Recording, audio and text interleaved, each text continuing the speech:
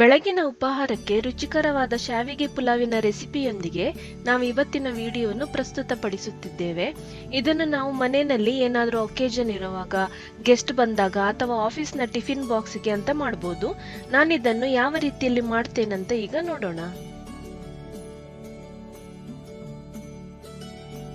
ಮೊದಲಿಗೆ ಗ್ಯಾಸ್ನ ಒಲೆ ಮೇಲೆ ಸ್ವಲ್ಪ ನೀರನ್ನು ಬಾಯ್ಲ್ ಮಾಡಲಿಕ್ಕೆ ಇಡಬೇಕು. ಪುಲಾವನ್ನು ಮಾಡಲಿಕ್ಕೆ ನಿಮಗೆ ಬೇಕಾದ ತರಕಾರಿ ಎಲ್ಲ ಹೆಚ್ಚಿಕೊಂಡು ಎಲ್ಲಾ ಸಿದ್ಧತೆಯನ್ನು ಮಾಡಿಕೊಂಡ ನಂತರ ಇದನ್ನು ಬಾಯ್ಲ್ ಮಾಡಲಿಕ್ಕೆ ಇಟ್ಬಿಡಿ. ಈಗ ಒಂದು ಪ್ಯಾನ್ ನಲ್ಲಿ ಸ್ವಲ್ಪ ತುಪ್ಪವನ್ನು ಹಾಕಿಕೊಳ್ಳಿ. ನಾನಿಲ್ಲಿ ಗ್ಯಾಸ್ನ ಉರಿಯನ್ನು ಕಡಿಮೆನೇ ಇಟ್ಕೊಂಡಿದ್ದೇನೆ. ನಾನು ಇಷ್ಟು ಶಾವಿಗೆಯನ್ನು ಇಲ್ಲಿ ತೆಗೆದುಕೊಂಡಿದ್ದೇನೆ. ಇದರಿಂದ 3 ರಿಂದ 4 ಜನರಿಗೆ ಬೇಕಾಗುವಷ್ಟು ಶಾವಿಗೆ ಪುಲಾವನ್ನು ಮಾಡ್ಲಿಕ್ಕಾಗ್ತದೆ. ನಿಮ್ಮನೆಯಲ್ಲಿ ಎಷ್ಟು ಜನರಿದ್ದಾರೋ ಅದರ ತಕ್ಕ ಹಾಗೆ ಶಾವಿಗೆಯನ್ನು ತೆಗೆದುಕೊಳ್ಳಿ. ಈ ಶಾವಿಗೆಯನ್ನು ನಾವೀಗ ತುಪ್ಪದಲ್ಲಿ ಚೆನ್ನಾಗಿ ಹುರಿದುಕೊಳ್ಬೇಕು. ನೀವಿದನ್ನು ಆದಷ್ಟು ಸಣ್ಣ ಉರಿನಲ್ಲೇ ಹುರಿಬೇಕು, ಇಲ್ಲಾಂದ್ರೆ ಇದು ಬೇಗನೆ ಕಂದು ಬಣ್ಣಕ್ಕೆ ತಿರುಗ್ತದೆ.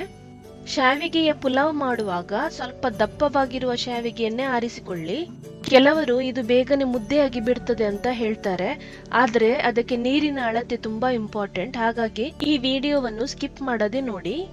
ಇದಕ್ಕೆ ಸ್ವಲ್ಪ ಹೊಂಬಣ್ಣ ಬಂದ ಬಳಿಕ ಇದನ್ನು ಅದೇ ಬೌಲ್ಗೆ ಪುನಃ ವರ್ಗಾಯಿಸುತ್ತೇನೆ.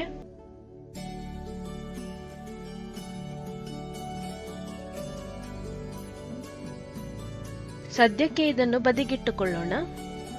ಸೇಮ್ ಪ್ಯಾನ್ಗೆ 3 ಟೇಬಲ್ ಸ್ಪೂನ್ ಅಷ್ಟು ಅಡುಗೆ ಎಣ್ಣೆಯನ್ನು ಹಾಕಬೇಕು. ಎಣ್ಣೆ ಜಾಸ್ತಿ ಹಾಕಿದ್ರೆ ರುಚಿನೂ ಚೆನ್ನಾಗಿರ್ತದೆ ಮತ್ತು ಶಾವಿಗೆ ಉದುರುದುರಾಗಿ ಬರ್ತದೆ. ಮೊದಲಿಗೆ ಒಂದು ಪುಲಾವ್ ಎಲೆಯನ್ನು ಹಾಕಿ, ಒಂದು ತುಂಡು ದಾಲ್ಚಿನ್ನಿ ಚಕ್ಕೆಯನ್ನು ಹಾಕಿ,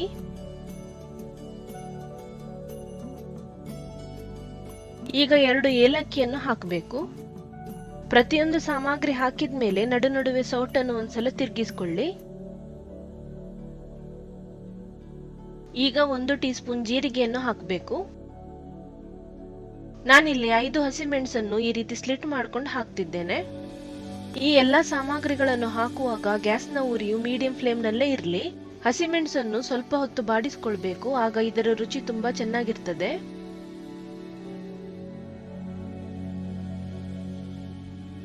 ಒಂದು ಹಿಡಿಯಷ್ಟು ಗೋಡಂಬಿಯನ್ನು ಹಾಕಿ.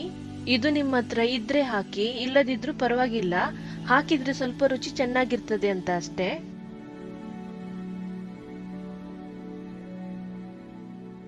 ನಾನೀಗ 1 ಈರುಳ್ಳಿಯನ್ನು ಈ ರೀತಿ ಸ್ಲೈಸ್ ಮಾಡ್ಕೊಂಡಿದ್ಕೆ ಹಾಕ್ತಿದ್ದೇನೆ. ಇದನ್ನು ಸಹ ಸ್ವಲ್ಪ ಸಾಫ್ಟ್ ಆಗುವ ತನಕ ಹುರಿಬೇಕು.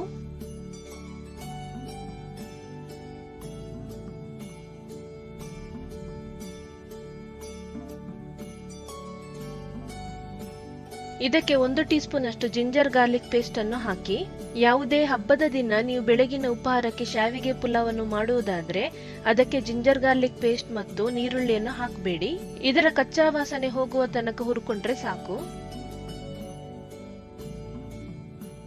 ಈಗ ಒಂದೊಂದೇ ತರಕಾರಿಗಳನ್ನು ಹಾಕೋಣ. ಮೊದಲಿಗೆ ಕ್ಯಾರೆಟ್ ಅನ್ನು ಹಾಕ್ತೇನೆ. ಇದರ ಜೊತೆಗೆ ಸ್ವಲ್ಪ ಹೆಚ್ಚಿಕೊಂಡ ಬೀನ್ಸ್ ಹಾಕಬೇಕು. ಹಳದಿ ಅಥವಾ ಹಸಿರು ಬಟಾಣಿಯನ್ನು ಹಾಕಿ ನಾನಿಲ್ಲಿ ಬೇಯಿಸಿಕೊಂಡು ಹಾಕಿದ್ದೇನೆ. ಮೊದಲಿಗೆ ಇವಿಷ್ಟು ತರಕಾರಿಗಳನ್ನು ಹಾಕಿ 1-2 ನಿಮಿಷ ಬಾಡಿಸ್ಕೊಳ್ಬೇಕು. ಇದನ್ನು 2-3 ನಿಮಿಷ ಬಾಡಿಸ್ಕೊಂಡ್ರೆ ಇದು ಸ್ವಲ್ಪ ಬೇಯುತ್ತದೆ.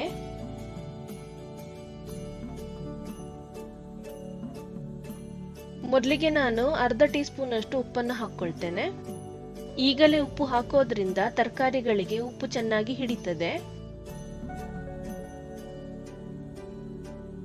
ಈಗ ಸ್ವಲ್ಪ ಹೆಚ್ಚಿಕೊಂಡ ದೊಣ್ಣೆ ಮೆಣಸಿನಕಾಯಿಯನ್ನು ಹಾಕಬೇಕು. ಇದು ಸ್ವಲ್ಪ ಬೇಗನೆ ಬೇಯುತ್ತದೆ, ಆದ್ರಿಂದ ನಾನು ಕೊನೆಗೆ ಹಾಕಿದ್ದೇನೆ. ಇದನ್ನು ಒಂದ್ಸಲ ಚೆನ್ನಾಗಿ ಬೆರೆಸ್ಕೊಳ್ಳಿ ಅಷ್ಟೇ. ಇದನ್ನು ಜಾಸ್ತಿ ಹೊತ್ತು ಬೇಯಲಿಕ್ಕೆ ಬಿಡಬೇಕು ಅಂತ ಇಲ್ಲ.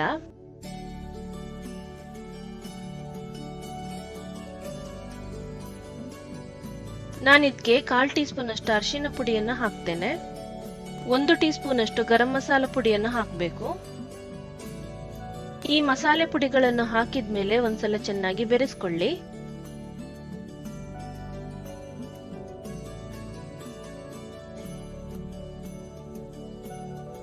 ಇದಕ್ಕೆ ಕೊನೆಯದಾಗಿ ಹುರಿದುಕೊಂಡ ಶಾವಿಗೆಯನ್ನು ಹಾಕಬೇಕು. ಮೊದಲಿಗೆ ಇದನ್ನು ಹಗುರವಾಗಿ ಈ ರೀತಿ ಬೆರೆಸ್ಕೊಳ್ಳಿ. ಯೂಶುವಲಿ ಶಾವಿಗೆಯನ್ನು ನಾವು ಕಪ್ನಲ್ಲಿ ಅಳೆದುಕೊಂಡು ಹಾಕ್ಲಿಕ್ಕೆ ಆಗೋದಿಲ್ಲ, ಹಾಗಾಗಿ ಇಷ್ಟೇ ಕಪ್ ನೀರು ಹಾಕ್ಬೇಕು ಅಂತ ಹೇಳಿಕ್ಕೂ ಆಗೋದಿಲ್ಲ. ಹಾಗಾಗಿ ಇದನ್ನು ಚೆನ್ನಾಗಿ ಬೆರೆಸಿಕೊಂಡ ಬಳಿಕ ನೀವು ಅಂದಾಜಿಗೆ ನೀರನ್ನು ಹಾಕಬೇಕಾಗ್ತದೆ.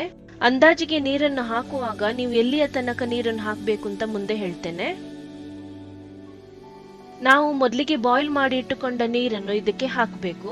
ನಾನಿಲ್ಲಿ ಎಷ್ಟು ಶಾವಿಗೆ ಇದೆಯೋ ಅದರ ಲೆವೆಲ್ಗಿಂತ ಕಡಿಮೆನೇ ನೀರನ್ನು ಹಾಕ್ತಿದ್ದೇನೆ. ಕೆಲವೊಂದು ಶಾವಿಗೆಯ ಕ್ವಾಲಿಟಿ ಮೇಲೂ ನೀರಿನ ಕ್ವಾಂಟಿಟಿ ಡಿಪೆಂಡ್ ಆಗ್ತದೆ. ಹಾಗಾಗಿ ಮೊದಲಿಗೆ ನೀರನ್ನು ಕಡಿಮೆನೆ ಹಾಕೊಳ್ಳಿ, ನಂತರ ಬೇಕಾದ್ರೆ ನೀರನ್ನು ಮೇಲ್ಗಡೆಯಿಂದ ಚಿಮುಕಿಸಬಹುದು.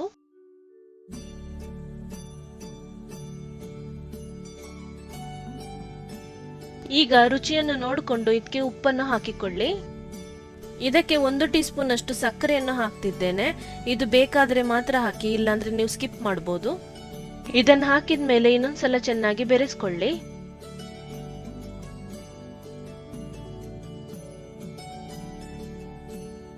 ಈಗ ಉರಿಯನ್ನು ಸಣ್ಣ ಮಾಡಿಕೊಂಡು ಇದಕ್ಕೆ ಮುಚ್ಚಳ ಹಾಕಿ ಮೊದಲಿಗೆ 2 ನಿಮಿಷ ಬೇಯಿಸ್ಕೊಳ್ಳೋಣ. 2 ನಿಮಿಷದ ನಂತರ ನಾನು ಇದನ್ನು ಓಪನ್ ಮಾಡಿಕೊಂಡು ಪುನಃ ಸೌಟನ್ನು ಹಾಕಿ ಈ ರೀತಿ ಮೇಲೆ ಕೆಳಗೆ ಮಾಡ್ತೇನೆ. ಈ ರೀತಿ ಮಾಡೋದ್ರಿಂದ ಕೆಳಗಡೆ ಅಂಟುಕೊಳ್ಳೋದನ್ನು ಅವಾಯ್ಡ್ ಮಾಡಬಹುದು, ಮತ್ತೆ ಇದು ಎಲ್ಲಾ ಕಡೆ ಸಮಾನವಾಗಿ ಬೇಯುತ್ತದೆ.